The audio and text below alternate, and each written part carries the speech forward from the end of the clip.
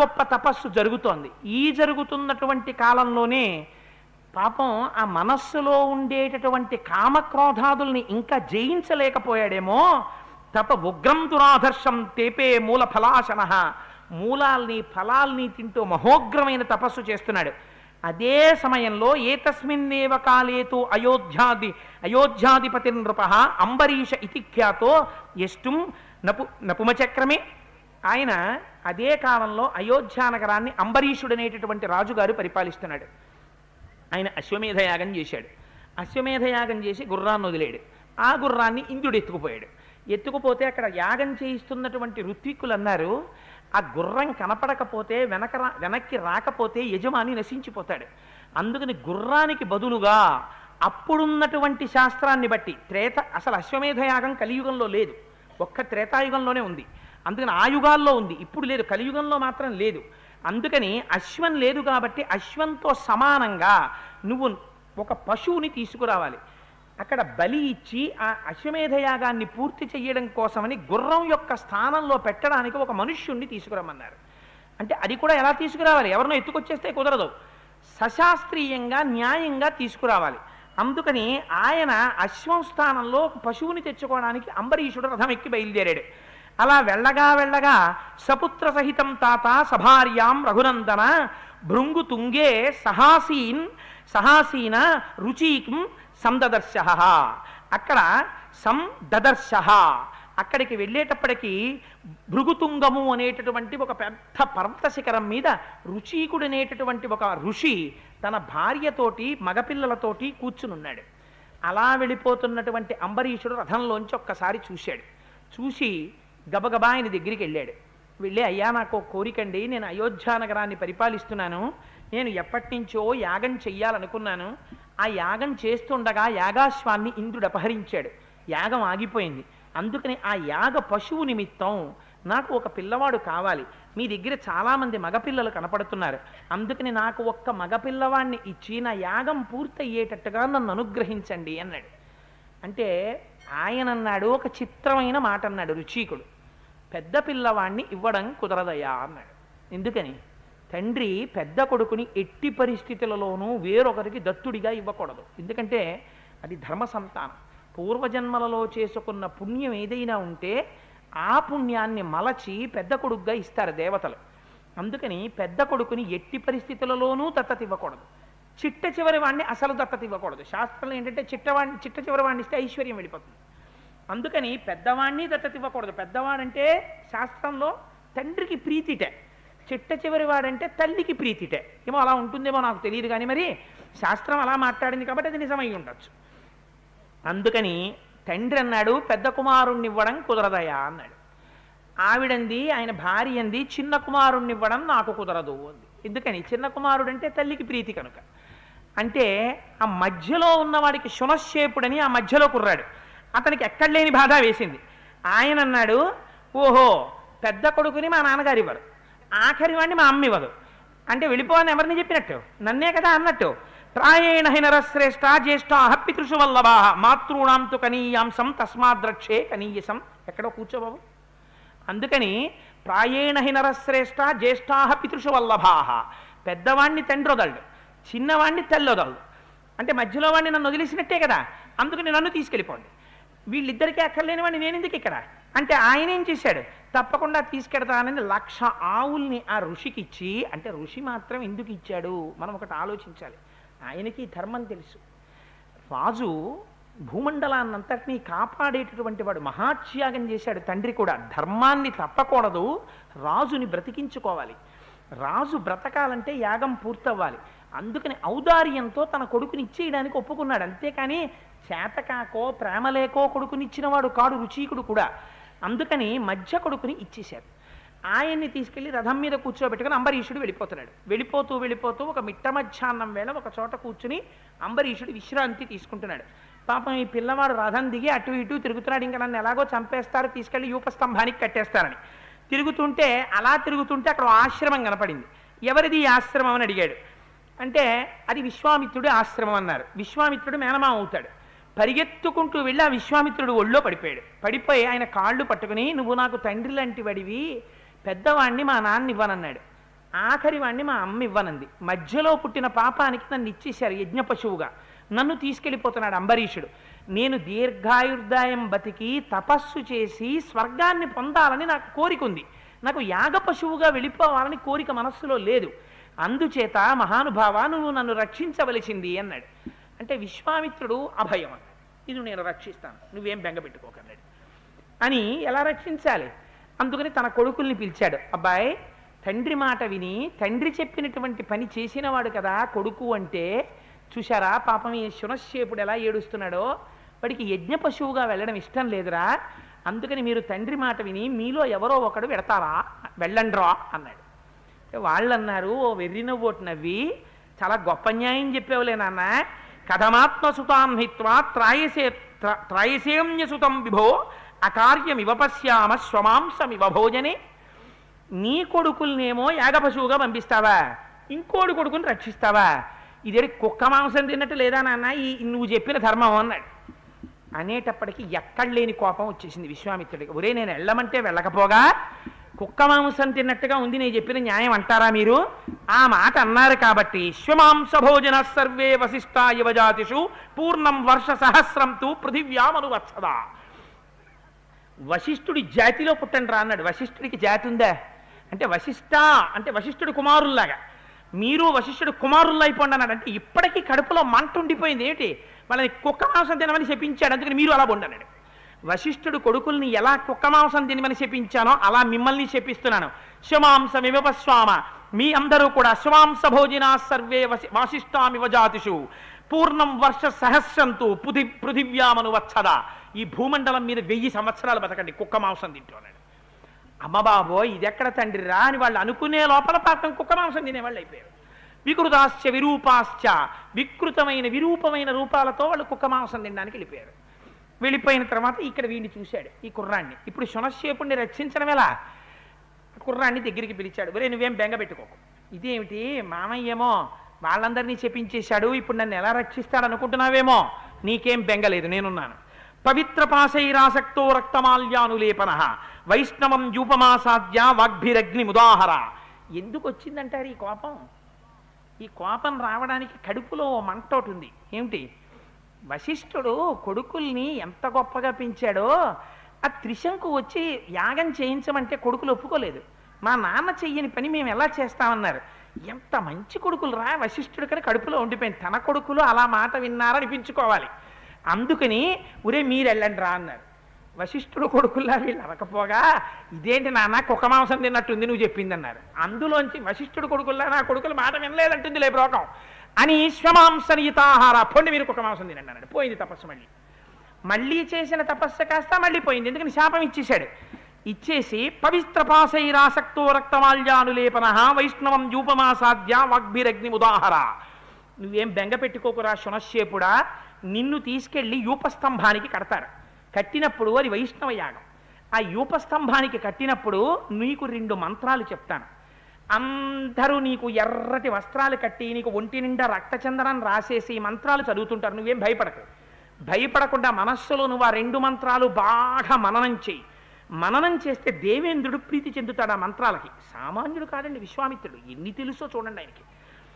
నిన్ను తీసుకెళ్లి యాగ పశువుగా వధించకముందే ఇంద్రుడు వస్తాడు. వాడిని వదిలేయండిరా, మీరు యాగ పశువుని ఇవ్వకముందే నేను ప్రీతి చెందాను, 1,000,000 రెట్ల ఫలితం ఇచ్చేసాను ఈ యాగానికి అంటాడు. నువ్వు బతికిపోతావు, రాజు బతికిపోతాడు, ఇద్దరు బతుకుతారు. వెళ్ళు, నువ్వేం బెంగపెట్టుకోకండి. ఆయన 2 మంత్రాలు ఉపదేశం చేసేశాడు. ఆ 2 మంత్రాలు ఉపదేశం పొందేసి పాపం ఆ శునశ్శేపుడు సంతోషంగా రథం ఎక్కి అంబరీషుడిని పిలిచాడు.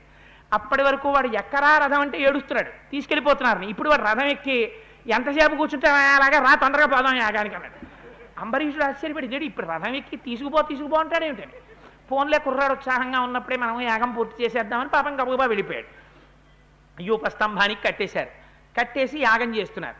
ఎర్రటి వస్త్రాలు కట్టారు, రక్తచందనాన్ని పూశారు. ఇన్ని చేసిన తరువాత వాడు కళ్ళు మూసుకుని ఆ ఇంద్రుణ్ణి ఉద్దేశించి స్తోత్రం మొదలెట్టాడు. 2 మంత్రాలు చదివేటప్పటికి ఇంకా యాగం పూర్తి చేయకముందే దేవేంద్రుడు వచ్చాడు.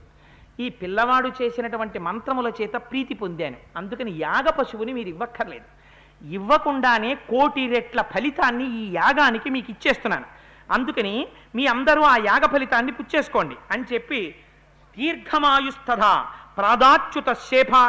ప్రాదాచ్యుతశేఫాయా రాఘవ. దీర్ఘాయుర్దాయాన్ని కూడా శునశ్శేపుడికి ఇచ్చేశాడు. ఇచ్చేసేటప్పటికి ఆ శునశ్శేపుడు హాయిగా యూపస్తంభం నుంచి విడుదల చేయబడి మళ్ళీ తపస్సు చేసుకుని సంతోషంగా దీర్ఘకాలం జీవించాడు. ఆ రకంగా మళ్ళీ ఏమైంది, పశ్చిమ దిక్కుకు వెళ్ళి మొదలెట్టిన తపస్సు తన కొడుకుల్ని శపించుకోవడానికి సరిపోయింది. సరిపోయేటప్పటికి ఇప్పుడు మళ్ళీ బాధపడ్డాడు. అయ్యో, ఇక్కడికి వచ్చాను పుష్కర క్షేత్రానికి, ఇంత తపస్సు మొదలెట్టాను, కానీ మళ్ళీ తపస్సు పోయిందిరా. ఇలా కాదు, ఇంకా నేను ఎవరితో మాట్లాడను, నేను నిశ్శబ్దంగా తపస్సు మొదలెడతాననుకున్నాడు. అబ్రవీత్సు మహాతేజ బ్రహ్మ సురుచిరం వచ ఋషిస్త్వమపి భద్రం తే స్వార్జితై కర్మభిశుభై తమేవ ముక్త్వా దేవేశ స్త్రిదివం పునరభ్యగాత్ అని చెప్పి మళ్ళీ 1000 సంవత్సరములు తపస్సు చేయడం మొదలుపెట్టాడు. మొదలుపెట్టి అక్కడ బ్రహ్మాండమైనటువంటి తపస్సు చేస్తుంటే ఎంత చిత్రమైన విషయం జరిగిందంటే, అక్కడ పుష్కర క్షేత్రంలో స్నానం చేయడానికి ఒకరోజు మేనక వచ్చింది. వచ్చి స్నానం చేస్తోంది ఆవిడ. ఈయన అదే సమయానికి స్నానం చేయడానికి వెళ్ళాడు. వెళ్ళి స్నానం చేస్తున్నవాడు ఆ మేనక వంక చూశాడు. ఆవిడ యొక్క సౌందర్యానికి వశుడైపోయాడు. మేఘాల మధ్యలో మెరుపు మెరిస్తే ఎలా ఉంటుందో అలా ఉందిట ఆ మేనక. అంతకన్నా వర్ణన మనకు అనవసరం. అందుకని ఆ మేనకని చూసి ప్రీతి చెందినటువంటి వాడై, మేనక, నాకు నీయందు కందర్పవశుడనయ్యానంటే మన్మథ ఆవేశం కలిగింది, అందుకని నువ్వు ఆశ్రమానికి వచ్చి నాతో కలిసి ఉండి నా కోరిక తీర్చవలసినది అన్నాడు. అయ్యో, దానికేముంది మహానుభావ అంది అప్సర స్త్రీ. విశ్వామిత్రుడితో క్రీడించడం మొదలుపెట్టింది. ఏదో 2 రోజులో 3 రోజులో తపస్సు మొదలెట్టేద్దాం, ఏదో ఈ 2-3 రోజులు అని ప్రారంభం చేశాడు. మొదలెట్టింది ఎన్నాళ్ళైంది. అలాగే మాట్లాడారు వాల్మీకి మహర్షి. దివారాత్ర, ఈ ఒక్క పగలనుకున్నాడు, ఈ ఒక్క రాత్రి అనుకున్నాడు, రేపు రాత్రి అనుకున్నాడు, ఎల్లుండి రాత్రి అనుకున్నాడు. ఇలా చూస్తుండగా ఓ రోజు ఏ సంవత్సరం అని చూసుకుంటే 10 ఏళ్ళు అయిపోయింది. ఏం చేశాడు, పుష్కర క్షేత్రానికి వచ్చి శునశ్శేపుణ్ణి రక్షించడానికి తపస్సు అయిపోయింది. మేనక యందు కామమునకు వశుడై 10 ఏళ్ళు టైం అయిపోయింది. తపస్సుకి ఎందుకు వచ్చాడో మర్చిపోయాడు. 10 ఏళ్ళు అయిపోయిన తర్వాత జ్ఞాపకానికి వచ్చింది. ఓహో, సర్వం సురాణాం కర్మైతత్తపోహరణం మహత్ అహోరాత్రాపదేశేన గతా సంవత్సరాదశ బుద్ధిర్మునే సముత్పన్న సామర్షా రఘునందన. ఒక రోజున మనస్సులో ఆలోచన వచ్చింది, దేవతలు చేశారు ఈ పని, నా మనస్సులో బుద్ధిని వక్రీకరింపచేసి మేనకని పంపించారు. ఇవ్వాలనుకున్నాను, రేపనుకున్నాను, ఎల్లుండనుకున్నాను, 10 ఏళ్ళు అయిపోయాయి. ఈ మేనకతో పర్ణశాలలో గడిపేయడంతో జీవితం అయిపోతుంది, ఇంకేం తపస్సు. ఇలా చూస్తుండగా 10 ఏళ్ళు అయిపోయాయి అనుకున్నాడు. కోపంతో మేనక వంక చూశాడు. ఆవిడ ఉడికిపోయింది. అమ్మ బాబాయ్, మళ్ళీ కుడి చేతిలో నీళ్ళు వేసుకుంటాడా ఏమిటోనని అనేటప్పటికి జ్ఞాపకానికి వచ్చింది, ఆవిడ తప్పే ఉంది, నేను కదా ఆవిడితో మన్మథ క్రీడలు ఆచరించిన వాడిని అని మధురంగా మాట్లాడాడు. నీ తప్పే ఉందిలే మేనక, నువ్వు ఇంకా నాకు కనపడకు, వెళ్ళిపో అన్నాడు. మహాప్రభో, నేను వెళ్ళిపోతున్నానని మేనక వెళ్ళిపోయింది. వెళ్ళిపోయిన తర్వాత అప్పుడు అనుకున్నాడు, ఇలా కాదు, నేను మళ్ళీ చాలా జాగ్రత్తగా తపస్సు చెయ్యాలి. ఈ పశ్చిమ దిక్కుకు వచ్చాను కానీ తపస్సు నడవలేదు సరిగ్గా అనుకుని ఉత్తర దిక్కుకు వెళ్ళిపోయాడు. వెళ్ళిపోయి మళ్ళీ ఉత్తర దిక్కున తపస్సు మొదలెట్టాడు. ఉత్తరం పర్వతం రామ విశ్వామిత్రో జగామహ సకృత్వా నైష్టికీం బుద్ధిం జేతుకామో మహాయశాః కౌశికీ తీరమాసాద్య తపస్తేపే సుదారుణం తస్య వర్ష సహస్రం తు ఘోరం తప ఉపాసతః. అక్కడికి వెళ్ళి కౌశికీ నది పక్కన కూర్చున్నాడు. వాళ్ళ అక్కగారు సత్యవతీదేవి కౌశికీ నదిగా ప్రవహిస్తుంటుంది. అక్కడ కూర్చుని ఘోరాతి ఘోరమైన తపస్సు 1000 సంవత్సరాలు చేశాడు. 1000 సంవత్సరాలు చేస్తే అబ్రవీన్మధురం వాక్యం విశ్వామిత్రం తపోధనం మహర్షే స్వాగతం వత్స తపసోగ్రేణ తోషితః మహత్వం వృషముఖ్యత్వం దదామి తవ కౌశిక బ్రాహ్మణస్య వచశ్రుత్వా సర్వలోకేశ్వరస్య నవిషణ్ణో నసంతుష్టో విశ్వామిత్రస్తపోధనః ప్రత్యువాత తతో వాచం విశ్వామిత్రో మహామునిః మహర్షి శబ్దమతులం స్వార్జితైః కర్మభిశుభైః యది మే భగవాన్నాహత్ తతోహం విజితేంద్రియః తమువాచ తతో బ్రహ్మ నతావత్తం జితేంద్రియః. అక్కడికి వెళ్ళి 1000 సంవత్సరాలు తపస్సు చేసిన తరువాత దేవతలతో కలిసి ఒక రోజున చతుర్ముఖ బ్రహ్మగారు వచ్చారు. వచ్చిన ఆయన, విశ్వామిత్ర, నువ్వు చేసినటువంటి తపస్సు చేత నేను చాలా ఆనందం పొందాను, నిన్ను మహర్షి అని పిలుస్తున్నాను అన్నారు. ఇంకా ఎప్పటికెళ్ళాలి, బ్రహ్మర్షిత్వం పొందాలి, వశిష్ఠుడితో సమానం అవ్వాలంటే. మహర్షి అని పిలుస్తున్నానన్నారు. నవిషణ్ణై నసంతుష్టో, సంతోషము కలగలేదు, బాధ కలగలేదు, ఇంకా మహర్షినా అయ్యాను నేను అనుకున్నాడు. అనుకుని బ్రహ్మగారిని ఒక మాట అడిగాడు, నేను జితేంద్రియుడనయ్యానా అని అడిగాడు. ఏమిటి భయం? అస్తమానం ఏమి పోగొట్టేస్తున్నాయి తపస్సుని, ఇంద్రియాలు పోగొట్టేస్తున్నాయి, కామక్రోధాలు వచ్చేస్తున్నాయి అస్తమానం. అందుకని బ్రహ్మర్షిత్వం మాట పక్కన పెట్టండి, నేను ఇంద్రియాలు గెలిచినట్టేనా అని అడిగాడు మహర్షి. అంటే ఆయన అన్నాడు, మహర్షి అయితే ఇంద్రియాలు గెలిచేసినట్టు కాదు, ఇంకా టైం పడుతుంది గెలవడానికి అన్నాడు. అసలు పెద్ద గొడవంతా ఇప్పుడు ఏమైంది, శత్రుత్వం ఎవరి మించి ఎవరి మీదకి మారుతోంది. వశిష్ఠుడిని మర్చిపోయాడు. చిచి, వశిష్ఠుడే ఉందిరా పాపం, ఆయన మన జోలికి వచ్చాడా, అసలు నేను కదూ వెళ్ళింది, వెడితే పాపం ఆయన అర్ఘ్యపాద్యం తీసుకోరా అన్నాడు, ఇచ్చాడు. భోజనం పెట్టాడు, తిన్నాను. వెళ్ళిపోతే అయిపోను కదా. ఆ రోజున ఉన్నవాడిని ఊరుకోకుండా శబలని అడిగాను, అయ్యా ఇది నా ప్రాణధారం అన్నాడు. విన్నానా, ఎత్తుకొచ్చాను. ఆయన ఏమైనా చేశాడా, శబల తన్ని రాను రక్షించుకుంది. ఊరుకున్నానా, మహాదేవుడు ప్రత్యక్షం అయ్యాడు. ఏ భక్తో మోక్షం అడిగితే ఎంత బాగుండేది, ధనుర్వేదం అడిగాను, పోనీ అయిపోయింది. అనవసరంగా త్రిశంకుడు వచ్చాడు. అవతల వశిష్ఠుడు కుదరదు అన్న మాట, ఆయన బ్రహ్మర్షి కాబట్టి ఎలా కుదురుతుందయా అని మాట అంటే నాకు గొడవ వదిలిపోనా, నిష్కారణంగా యాగం మొదలెట్టాను. ఆ వశిష్ఠ పుత్రుల్ని శపించాను. అక్కడి నుంచి ఆయన్ని పైకి పంపించాను, ఇంద్రుడి కిందకు పంపించాడు. మళ్ళీ కొత్త సృష్టి చేశాను. పోను అక్కడ ఏమైనా వాడు సుఖంగా ఉన్నాడా, వాడిని తిరగేసి కూర్చోబెట్టారు అక్కడ. వాడు అక్కడ పాపం అలా పడున్నాడు. అక్కడికి అది అయిపోయింది. పశ్చిమ దిక్కుకు వచ్చాను. పోను అక్కడ తపస్సు మొదలెట్టాను. అక్కడ ఏమైనా సుఖంగా ఉన్నానా, శునశ్శేపుడు వచ్చాడు, నా కొడుకుల్ని శపించేశాను. పోనీ అది అయిపోయిందని ఏమైనా ఊరుకున్నానా, స్నానం చేస్తున్న మేనకని చూసి కామానికి వశుణ్ణి అయిపోయాను. ఆ మేనకతో అయిపోయింది పోన్లే అని ఉత్తర దిక్కుకు వచ్చాను. ఇక్కడ తపస్సు చేశాను. వచ్చిందా బ్రహ్మర్షిత్వం, మహర్షిత్వం వచ్చింది. అసలు వశిష్ఠుడు నాకు చేసింది ఏముందిరా, నన్ను పడగొడుతున్నవి నా ఇంద్రియాలు అని. ఇప్పుడు కోపం దేని మీదకి వెళ్ళింది, ఇంద్రియాల మీదకి వెళ్ళింది. వెళ్ళి అయ్యా నేను ఇంద్రియాలని గెలిచేసినట్టేనా అన్నాడు. ఇంద్రియాలని గెలిచేస్తే ఇంకా బ్రహ్మర్షిత్వం వచ్చేస్తుంది, పర్వాలేదు తపస్సు చేసేయగలను అని. అంటే ఆయన అన్నాడు, బ్రహ్మగారు నవ్వి, ఇంకా నువ్వు గెలవలేదో, నువ్వు మహర్షివే, ఇంకా కష్టపడాలి ఇంద్రియాలని గెలవడానికి అన్నాడు. అంటే ఎంత కష్టమో ఆలోచించండి మహాప్రభో, ఇంద్రియాలని గెలవడం అంత కష్టం. అందుకని ఇంకా నువ్వు గెలవలేదురా అబ్బాయి, ఇంకా చెయ్యాలి తపస్సు అన్నాడు. అంటే పాపం మళ్ళీ తపస్సు మొదలెట్టాడు. ఎంత ఘోరమైన తపస్సు మొదలెట్టాట అంటే, ఊర్ధ్వబాహుర్నిరాలంబో వాయుభక్షస్తపశ్చరన్ ఘర్మే పంచతపా భూత్వా వర్షా స్వాకాశ సంశ్రయ.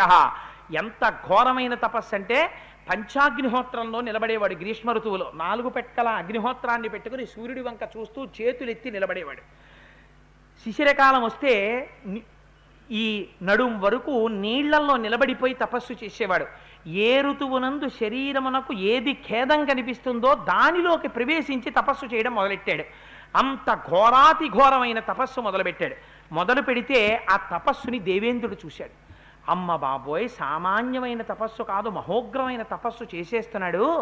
అందుకని చెప్పి ఇంకా సామాన్యులు పనికిరారు, విశ్వామిత్రుడు బ్రహ్మర్షి అయిపోతాడేమో, పరీక్ష పెట్టాలి, పరీక్షకి నిలబడితే కదా బ్రహ్మర్షి అవడం. అందుకని రంభని పిలిచాడు. రంభ మేనకని గుర్తుపెట్టేస్తాడు. అందుకని నువ్వెళ్ళి విశ్వామిత్రుణ్ణి ఎలాగైనా ప్రలోభ పెట్టు అన్నాడు. అంటే ఆవిడంది, చాలా గొప్ప మాట చెప్పారు మహాప్రభో, ఇంకో మాట ఏమైనా చెప్పండి పెడతాను. ఆయనకు అలవాటు ఉంది, ఆయన గుర్తుపట్టకపోతే గొడవలేదు, గుర్తుపడితే ఇలా పోసుకుంటాడు. పోసుకున్నాడంటే నా పని అయిపోతుంది, అందుకని నేను వెళ్ళనంది. అంటే ఆయన అన్నాడు, నీకేమీ బెంగలేదు, నిన్నొక్కదాన్నే వెళ్ళమంటే కదా బెంగ. చూడండి ఎలా మాట్లాడతారో, ఏదైనా ప్రమాదకరమైన పని మీద పంపించేటప్పుడు ఓ వెర్రాడిని పట్టుకొచ్చి వెళ్ళమంటారు. వాడు అయ్యో అది బాబోయ్ భయం కదండి, తెర ప్రమాదం కదండి అంటే, నీకెందుకు భయం, ఈ వెనకాల నేను ఉంటాను కదా అంటాడు. అలా అన్నవాడు ఉండడు. ఎందుకంటే వాడికి తెలిసి అది ప్రమాదం అని తెలిసాక వాడు ఉంటాడు అక్కడ, వాడు ఉండడు. అందుకని ఇంద్రుడు అన్నాడు, కోకిలో హృదయగ్రాహి మాధవే రుచిరద్రుమే అహం కందర్ప సహిత స్వాశ్చామి తమ పార్శ్వత. నీకేం బెంగక్కర్లేదు, నీతో పాటుగా మన్మధుణ్ణి తీసుకొస్తాను, వసంత ఋతువుని తీసుకొస్తాను, కోయిలని తీసుకొస్తాను, చెట్లకి అకారణంగా పువ్వులు పూసేటట్టు చేస్తాను, వసంత ఋతువు వచ్చేసేటట్టు చేస్తాను, మంచి వీణానాదం పాటలు వినపడేటట్టు చేస్తాను, చక్కగా కోయిల కూస్తుంటుంది, విశ్వామిత్రుడు స్నానానికి ఎడుతుంటాడు, అప్పుడే నువ్వు స్నానం చేసి వస్తున్నట్టుగా అక్కడ కనపడితే చాలు, మిగిలింది మేము చూసుకుంటాం. ఇంకా కోయిల పాడుతూ ఉంటుంది, పాటలు వినపడుతుంటాయి, ఋతువంతా మనోహరంగా ఉంటుంది, మనస్సుని కామం వేపుకి ప్రచోదనం చేసేటట్టుగా నేను చేసుకుంటాను, నువ్వు కనపడు చాలంటే నువ్వు చేసేదేమి ఉండదు ఇంకా అన్నాడు. అంటే బాబాయ్ ఇంద్రుడు ఇంత చెప్తున్నాడు, కాదంటే ఈయన పోసుకుంటాడేమో అని, సరే పెడతానంది పాపం అని ఆవిడ బయలుదేరి మరునాడు ఉదయం విశ్వామిత్ర మహర్షి వస్తున్నారు. వస్తుంటే రంభ కనపడింది. ఆయన దృష్టి ఆకర్షించింది రంభ. ఆకర్షించగానే కోయిల పాట వినపడింది వెనకాల, అదంతా చక్కటి సంగీతం వినపడుతోంది. వసంత ఋతువు కనపడింది. ఆయనకు అనుమానం వచ్చింది, ఇది వసంత ఋతువు కాదు కదా, కోయిల కూస్తోంది ఏమిట్రా అనుకున్నాడు. ఇప్పుడు పాటలు వినపడుతున్నాయి కొత్తగా, ఇంతకు ముందు ఎప్పుడు వినపడలేదు అని చెట్ల వంక చూశాడు. అన్ని పువ్వులు పూసి ఉన్నాయి. ఇది వసంత ఋతువు కాదు, పువ్వులు పూసాయి. ఈవిడ ఇక్కడ కనపడుతోందంటే ఇది ఇంద్రుడు చేసినటువంటి పని. అంటే నన్ను మోహ పెట్టడానికి మళ్ళీ వచ్చావన్నమాట. అంటే నన్ను మళ్ళీ ఎల్లాగోలా ముగ్గులో దింపి తపస్సు భ్రష్టం చేసేద్దామని వచ్చేసావే నువ్వు అనుకున్నాడు. అంతే. ఇప్పుడు ఏమొచ్చింది? కామం రాలని కోపం వచ్చింది. కోపం వచ్చి మళ్ళీ కబుక్కుని చేతిలో నీళ్ళు వేసుకున్నాడు. యన్మాం లోభయసే రంభే కామక్రోధ జయైషిణం దశవర్ష సహస్రాణి శైలీస్థాస్యసి దుర్భగే అన్నాడు. నన్ను ప్రలోభ పెడదామని వచ్చావా? నేను కామక్రోధాలు జయించేశాను తెలుసా? మళ్ళీ నన్ను కామంలో దింపేద్దాం అనుకున్నావా? 10,000 సంవత్సరములు రాయి అయిపోతావు నువ్వని చెప్పించేశాడు. ఏది క్రోధాన్ని జయించింది? మళ్ళీ పోయింది తపస్సు. ఇదే కావాలి ఇంద్రుడికి అని ఇలా చూస్తున్నాడు. ఇంకెవరన్నా కనపడతాడా అని పారిపోయారు ఇంద్రుడును వసంతుడు కలిసి. పాపం పాడైపోయింది. ఎవరు? రంభ పాడైపోయింది, శిల అయిపోయి అక్కడ ఉండిపోయింది. చూశాడు. ఇవన్నీ ప్రచోదనం చేసిన వాడు కూడా వాడు ఉన్నాడు. వాడు పారిపోయాడు. పాపం ఆడది, పిచ్చిది, దాన్ని శపించేశాను నిష్కారణంగా. రాయి అయిపోయింది, నా తపస్సు పోయింది. మళ్ళీ క్రోధానికి వశమైపోయాను. నిజంగా ఎవడి మీద చూపిస్తాడండి కోపం? మీరు ఆలోచించండి. ఎంత మండిపోతుంది. ప్రతిరోజు ప్రతి క్షణం జాగ్రత్తగా ఉన్నా ఎప్పుడప్పుడు పాడు చేసేస్తున్నారు తపస్సు అంతా. అవడు బ్రహ్మర్షి కడుపు ఎంత బాధ వచ్చేసిందో నిజంగా విశ్వామిత్రుడికి. బాధ వచ్చేసి అడగల రంభ. అడగకపోయినా తానే దానికి ఉపశాంతి చెప్పేశాడు. బ్రాహ్మణాస్సు మహాతేజాస్తపోబల సమన్విత ఉద్ధరిష్యతి రంభే త్వాం మత్క్రోధ కలుషీకృత. నా క్రోధం చేత కలుషీకృతమై రాయి రూపాన్ని పొందినటువంటి నిన్ను ఒకనాడు ఒక సద్బ్రాహ్మణుడు వచ్చి ఉద్ధరిస్తాడు అన్నాడు. వెళ్ళిపోయాడు. ఆలోచించాడు. ఛీ, ఇలా కాదు. ఎంత తపస్సు చేసినా నేనేమీ చెయ్యలేకపోతున్నాను. ఎక్కడున్నారు శత్రువులు? ఇక్కడ ఉన్నారు. వాళ్ళు నన్ను ప్రలోభ పెట్టేస్తున్నారు. అందుకని నేను ఒక పని చేస్తాను. నాకు కోపము కామము ఈ రెండు కలగడానికి కారణం ఏమిటి? మనస్సు. ఈ మనస్సు దేని మీద ఆధారపడింది? ఊపిరి మీద ఆధారపడింది. అసలు నేను ఊపిరి బయటికి వదలడం మానేస్తాను. మానేసి ఊపిరి తీసి లోపల నిగ్రహించేస్తాను. కుంభకం అంటారు. అదే సామాన్యమైన విషయం కాదు. లలితా సహస్రనామ స్తోత్రాన్ని ఉపదేశం చెయ్యాలంటే హయగ్రీవుడు అగస్త్యుణ్ణి పిలిచినప్పుడు కుంభసంభవ అని పిలిచాడు. అందుకని రేచకము పూరకము అంటారు. ఊపిరి పీల్చడం ఊపిరి వదలడం ఈశ్వరానుగ్రహంగా జరుగుతుంటుంది. ఆయన ఎప్పుడు అయిపోమంటే అయిపోతుంది. కుంభకం అని చేస్తారు. అది ప్రాణాయామం తెలుసున్నవారు పెద్దలైన వారు చేస్తారు. ఆ కుంభకం అంటే ఊపిరిని నిలబెడతారు. నిలబడితే ఊపిరి మీద మనస్సు ఆధారపడుతుంది. ఊపిరిని నిలబెట్టడం చేతనైతే మనస్సు బలహీనపడిపోతుంది. మనస్సు బలహీనపడిపోతే తిరగడం ఆగిపోతుంది. తిరగడం ఆగిపోతే దేని మీద దృష్టి పెట్టారో అక్కడ నిలబడిపోతాడు.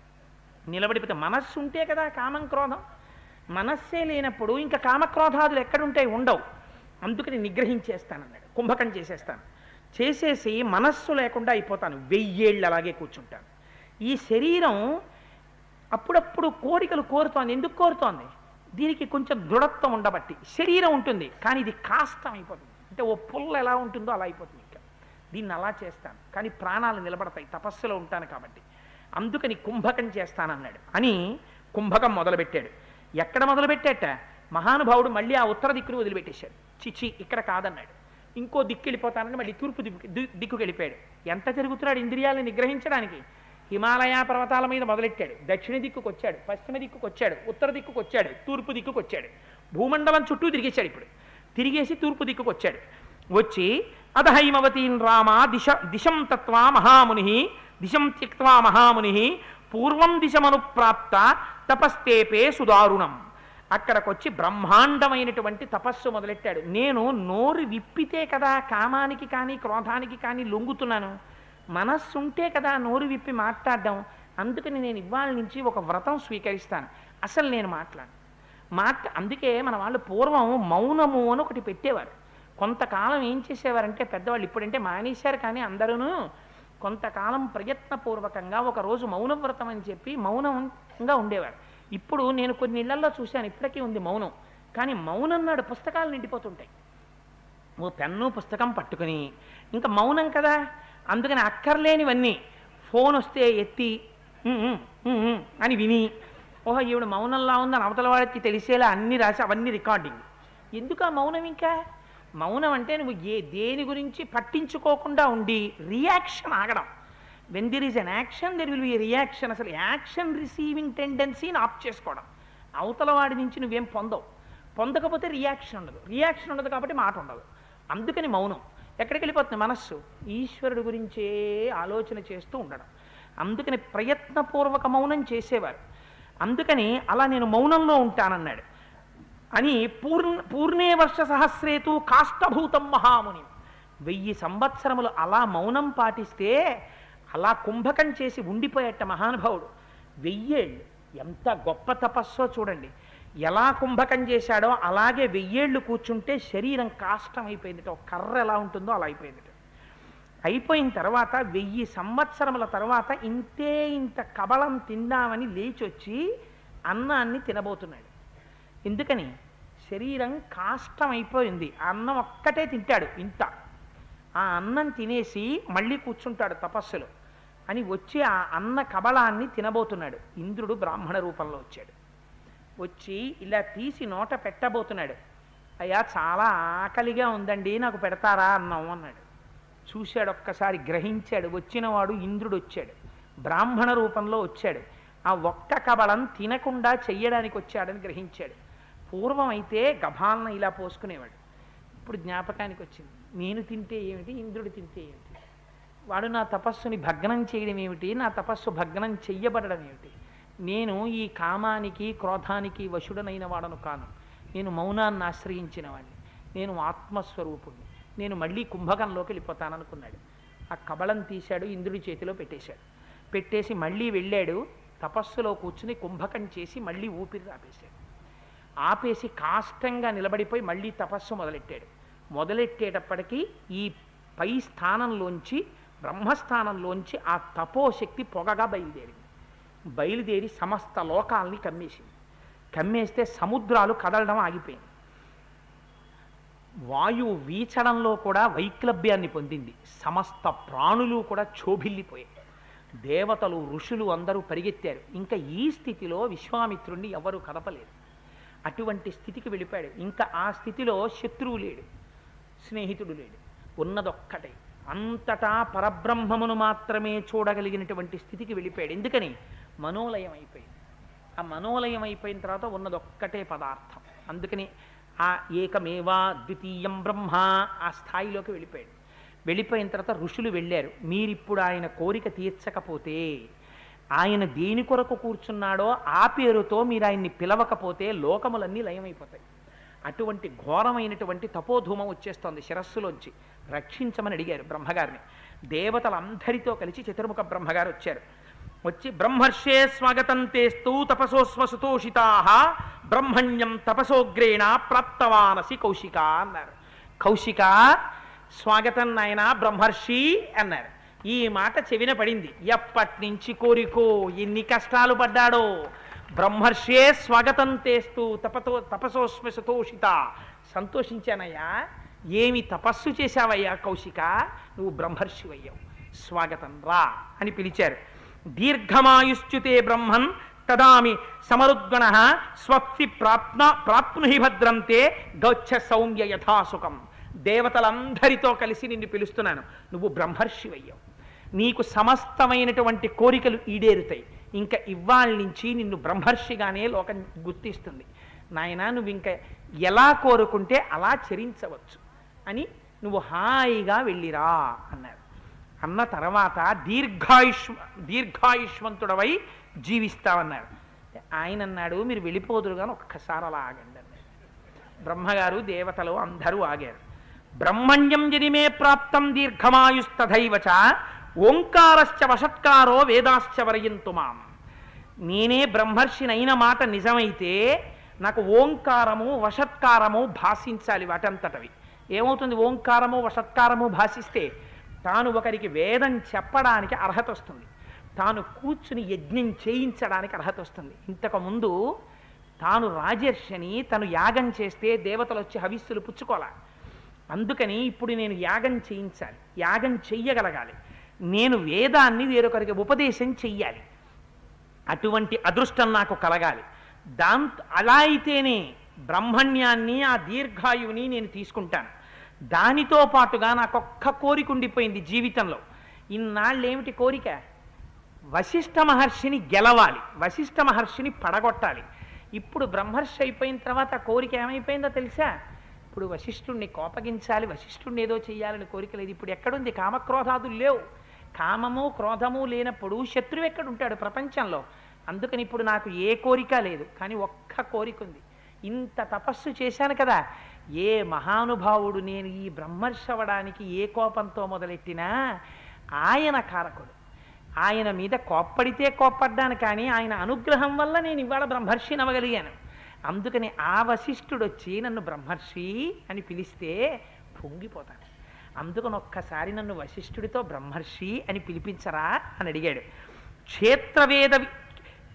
క్షత్రవేద విదాం శ్రేష్టో బ్రహ్మవేద విదామపి బ్రహ్మపుత్రో వశిష్ఠో మాం ఏవం వదతు దేవతాః. మీరు వెళ్ళిపోతారు కానీ ఒక్కసారి వశిష్ఠుడు వచ్చి, ఏ మహానుభావుడు క్షత్రియులకు కావలసినటువంటి యజ్ఞ యాగాదులు నిర్వహించగలడో, సమస్త వేదములు ఆయనకి తెలుసో, వేదాంగములను వేరొకరికి ఉపదేశించగలడో, ఎవరు యజ్ఞ యాగాది క్రతువులను చేయించగలడో, అటువంటి మహాపురుషుడైనటువంటి ఆ వశిష్ఠుడొచ్చి నన్ను బ్రహ్మర్షి అని పిలిస్తే నాకు సంతోషం. అది మీరే ఆ కార్యాన్ని నెరవేర్చాలి. అందుకని ఒక్కసారి వశిష్ఠుడిని తీసుకొచ్చి నాకు దర్శనం చేయించండి అన్నాడు. అనేసరికి దేవతలందరూ వెళ్ళి వశిష్ఠుడిని అడిగారు. ఆయన బ్రహ్మర్షి అయ్యాడు. మీరు ఒక్కసారి వచ్చి వారిని బ్రహ్మర్షి అని పిలవండి అన్నారు. వశిష్ఠుడికి ఎందుకుంటుంది కోపం? ఆయన బ్రహ్మర్షి. చూడండి ఎలా ఉంటాయో చూడండి. అవి గెలవగలిగితే లోకం ఎలా ఉంటుందో, గెలవలేకపోతే ఎలా ఉంటుందో చూడండి. వశిష్ఠుడు బయలుదేరి వచ్చాడు.